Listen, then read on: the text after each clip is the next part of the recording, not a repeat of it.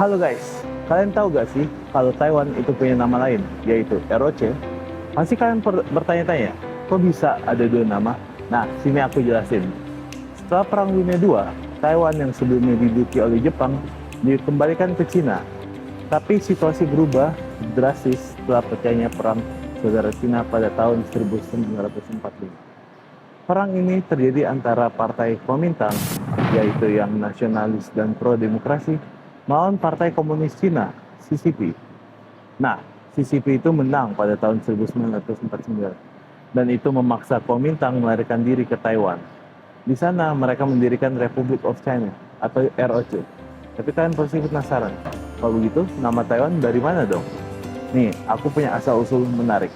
Mengenai asal nama Taiwan, pada tahun 1937, ada seorang peneliti bahasa bernama Akiyoshi Abe yang menulis bahwa nama Taiwan sebenarnya berasal dari kata Taiyan dan Taiwan. Ternyata ini adalah istilah digunakan oleh penduduk asli di daerah Tainan untuk menyebut para pemimpin baru dari pulau utama Cina. Taiwan dan Cina sekarang adalah dua entitas politik yang terpisah. Cina menganggap Taiwan sebagai provinsi yang memisahkan diri dan bertekad untuk reunifikasi, bahkan dengan kekuatan militer kalau perlu. Sementara itu, Taiwan menganggap dirinya sebagai negara merdeka dengan pemerintahan dan militernya sendiri. Yang menarik, Amerika Serikat mempunyai hubungan diplomatik informal dengan Taiwan lewat Taiwan Relation Act. Mereka berkomitmen untuk membela pulau itu dari serangan Cina. Jadi sekarang kalian udah tahu kan kenapa Taiwan punya dua nama dan bagaimana situasi politiknya. Ketegangan antara China dan Taiwan saat ini meningkat, dengan China meningkatkan tekanan militer terhadap Taiwan.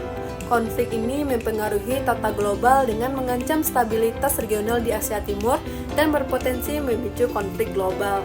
Taiwan sebagai produsen utama semikonduktor dunia memiliki peran penting dalam rantai pasokan global.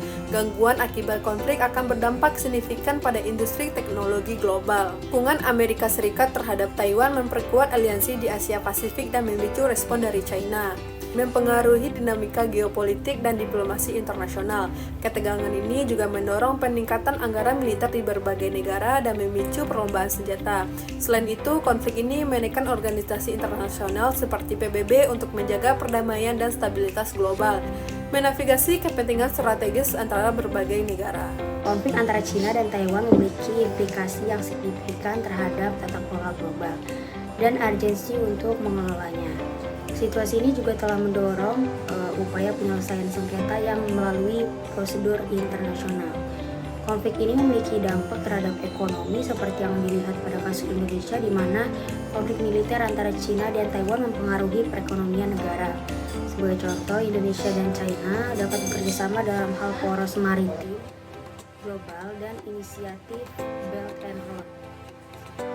Lalu selain itu juga berdampak pada ekonomi global, terutama dalam hal liberalisasi, perdagangan, dan investasi, yang merupakan sebuah kunci dalam mempercepat akumulasi modal. Taiwan sempat menduduki Dewan Keamanan PBB, mewakili pemerintahan Cina, dan diakui sebagai salah satu pemerintahan Cina sebelum akhirnya pada tahun 1971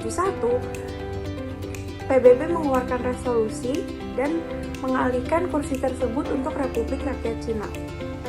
Disusul dengan Amerika yang akhirnya mengakui Cina sebagai negara, tentunya hal tersebut memberikan dampak yang sangat besar untuk Taiwan.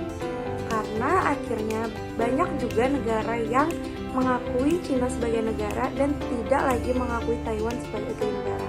Hingga saat ini hanya ada terhitung 12 negara yang mengakui Taiwan.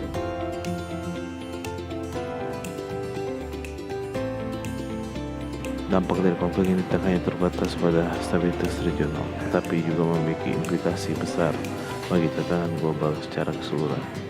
Oleh karena itu, konflik Cina-Taiwan menjadi salah satu masalah internasional paling signifikan di masa kini yang perlu kita terus pantau dan perjuangkan solusinya. Terima kasih telah menonton.